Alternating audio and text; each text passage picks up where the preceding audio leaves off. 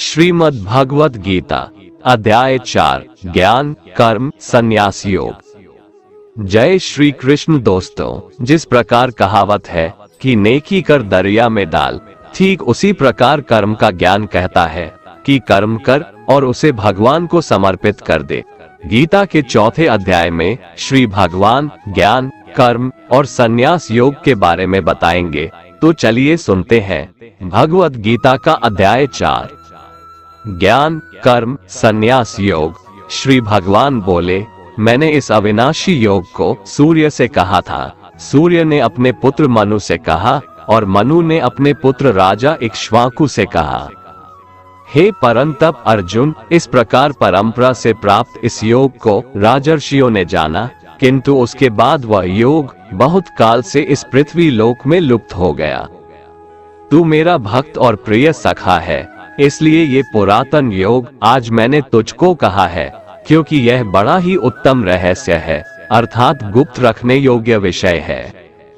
अर्जुन बोले, आपका जन्म तो अभी हाल का है और सूर्य का जन्म बहुत पुराना है, अर्थात कल्प के आदि में हो चुका था। तब मैं इस बात को कैसे समझूं कि आप ही ने कल्प के आदि में सूर्य से यह योग कहा था।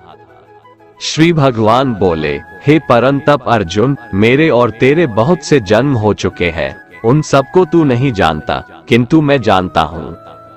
मैं अजन्मा और अविनाशी स्वरूप होते हुए भी तथा समस्त प्राणियों का ईश्वर होते हुए भी अपनी प्रकृति को अधीन करके अपनी योग माया से प्रकट होता हूँ। हे भारत, जब जब धर्म की हानि और अधर्म की वृद्धि होती है, तब तब मैं अपने रूप को रचता हूँ, अर्थात साकार रूप से लोगों के सम्मुख प्रकट होता हूँ। साधु पुरुषों का उद्धार करने के लिए, पाप कर्म करने वालों का विनाश करने के लिए और धर्म की अच्छी तरह से स्थापना करने के लिए मैं युग युग में प्रकट हुआ करता हूँ। हे अर्जुन, मेरे जन्म और कर्म दिव्य है, अर्थात निर्मल और अलौकिक है। इस प्रकार जो मनुष्य इस तत्व को अच्छे से जान लेता है, वह शरीर को त्याग कर फिर जन्म को प्राप्त नहीं होता, किंतु मुझे ही प्राप्त होता है। पहले भी जिनके राग भय और क्रोध सर्वथा नष्ट हो गए थे और जो मुझ में अनन्य प्रेम पूर्वक स्थिर रहते थे, ऐसे मेरे आश्रित रहने वाले बहुत से भक्त उपर्युक्त ज्ञान रूप ताप से पवित्र होकर मेरे स्वरूप को प्राप्त हो चुके हैं।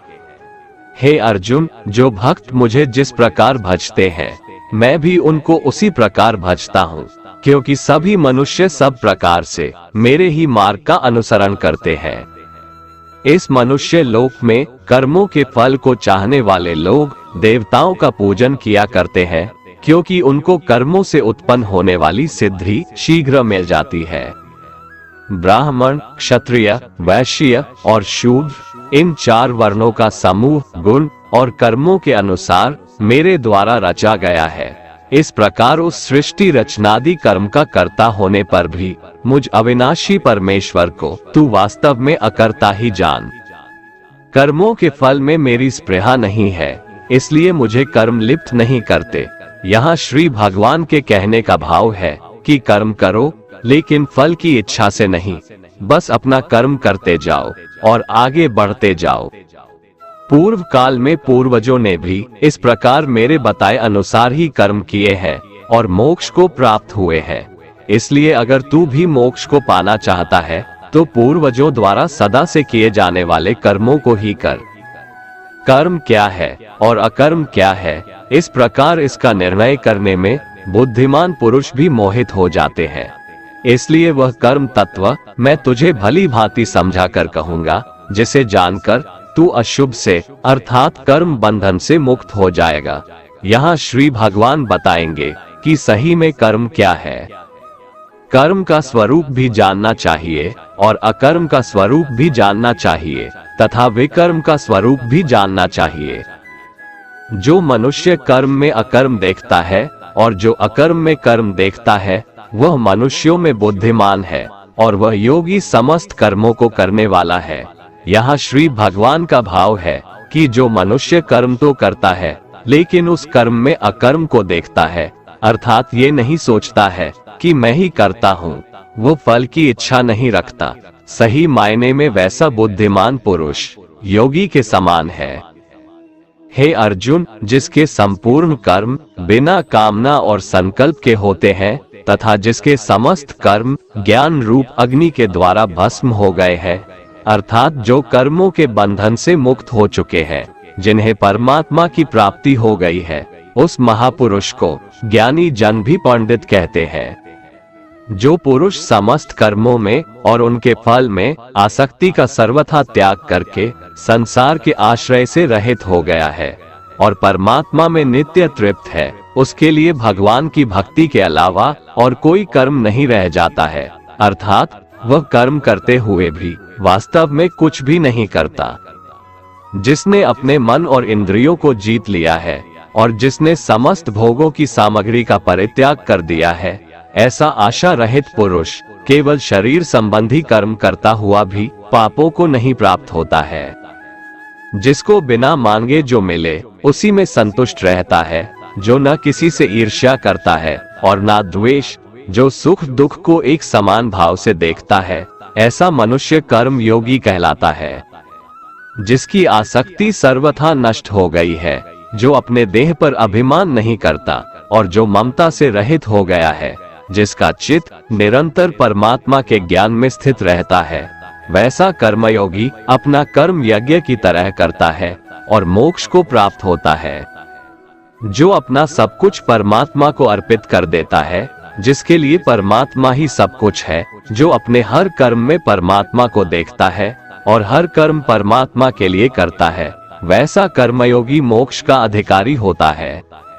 कुछ योगी देवताओं को सब कुछ मानकर यज्ञ को उनको समर्पित करते हैं और जो पहुँचे हुए कर्म योगी होते हैं, वो ब्रह्म को सब कुछ मानकर यज्ञ को सौंपते हैं। चाहे आप राम, कृष्ण, शिव या दुर्गा या अपने इष्ट को सब कुछ सौंपकर यज्ञ करें या ब्रह्म को सबसे बड़ा सच मानकर कर्म करें, इससे कोई फर्क नहीं पड़ता है। बस ये याद रखना है कि आपका कर्म भी एक यज्ञ है, जिसमें आप उस ईश्वर को अपना सब कुछ सौंप के बस काम में लग जाते हैं। जो योगी होते हैं वो अपने संयम की आग में अपने इंद्रियों को अर्थात अपनी इच्छाओं को डालकर भस्म कर देते हैं, और जो योगी नहीं होते हैं वो ठीक इसका उल्टा करते हैं। वो अपना सब कुछ इन इंद्रियों में भस्म कर देते हैं, अर्थात अपने इंद्रियों का गुलाम बन जाते हैं। अपनी इंद्रियों को वश में करने का सबसे बड़ा तरीका है ज्ञान। ज्ञान से ही योगी लोग अपने मन को नियंत्रण में करते हैं। जब भी कोई बुरा विचार आता है तो उनका ज्ञान ही उसे बताता है कि उनका लक्ष्य ये नहीं है। कई पुरुष द्रव्य संबंधी यज्ञ करने वाले हैं, कितने ही तपस्या रूप यज्ञ करने वाले हैं, तथा दूसरे कितने ही योग रूप यज्ञ करने वाले हैं। कितने ही अहिंसादि तीक्ष्ण व्रतों से युक्त यत्नशील पुरुष स्वाध्याय रूप ज्ञान यज्ञ करने वाले हैं, इसलिए अपना यज्ञ चुनकर कर्म करें। दूसरे कितने ही योगी जन अपान वायु में प्राणवायु को हवन करते हैं, वैसे ही अन्य योगी जन प्राणवायु में अपान वायु को हवन करते हैं, तथा अन्य कितने ही नियमित आहार करने वाले प्राणायाम परायण पुरुष प्राण और अपान की गति को रोककर प्राणों को प्राणों में ही हवन किया करते हैं। ये सभी साधक यज्ञों द्वारा पापों का नाश कर देने वाले और यज्ञों को जानने वाले हैं।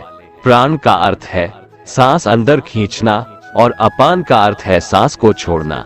कौन कितना पहुंचा हुआ योगी है, उसकी अलग अलग अवस्था होती है। यहाँ श्री भगवान यही समझा रहे हैं। हे कुरुश्रेष्ठ अर्जुन, यज्ञ से बचे हुए अमृत का अनुभव करने वाले योगी जन सनातन पर ब्रह्म परमात्मा को प्राप्त होते हैं, और यज्ञ न करने वाले पुरुष के लिए तो यह मनुष्य लोक भी सुखदायक नहीं है, फिर परलोक कैसे सुखदायक हो सकता है। यज्ञ करने के बाद जो बचता है उसे श्री कृष्ण अमृत बता रहे हैं, और ये अमृत सीधे भगवान तक ले जाता है। यहाँ यज्ञ को आप कर्म भी समझ सकते हैं। कर्म करने के बाद जो उसका फल हो उसे भगवान का आशीर्वाद समझ उसमें संतुष्ट होकर अपने अगले कर्म में लग जाना चाहिए। इसी प्रकार और भी बहुत तरह के यज्ञ वेद की वाणी में विस्तार से कहे गए हैं। उन सब को तू मन, इंद्रिय और शरीर की क्रिया द्वारा संपन्न होने वाला जान।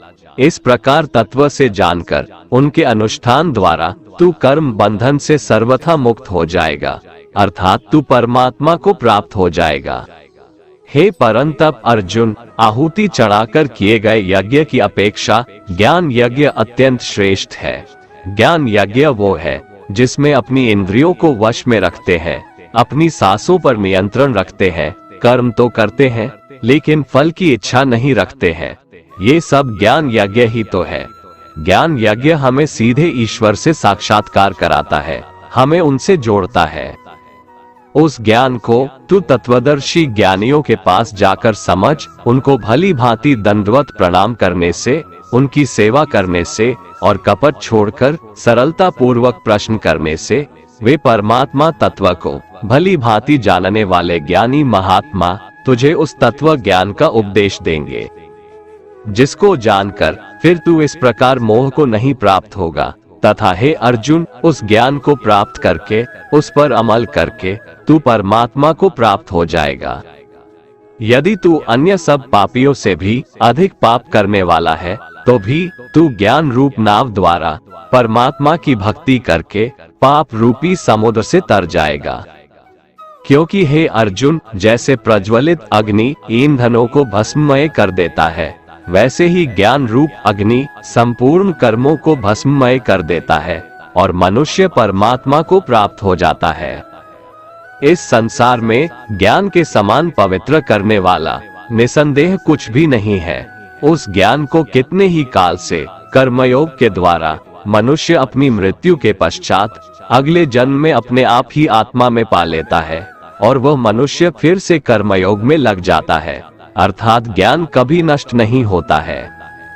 जिसने अपनी इंद्रियों को जीत लिया है वह मनुष्य ज्ञान को प्राप्त होता है और भगवान की प्राप्ति कर परम शांति को प्राप्त हो जाता है।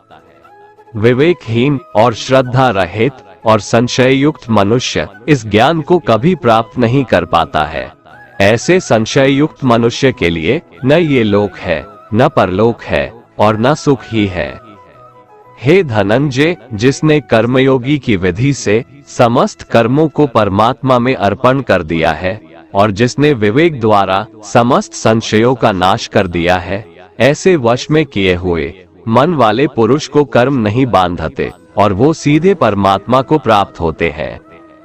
इसलिए हे भरतवंशी अर्जुन, तू हृदय में स्थित इस अज्ञान जनित अपने संशय का विवेक ज्ञान रूप तलवार द्वारा छेदन करके समत्व रूप कर्मयोग में स्थित हो जा और युद्ध के लिए खड़ा हो जा।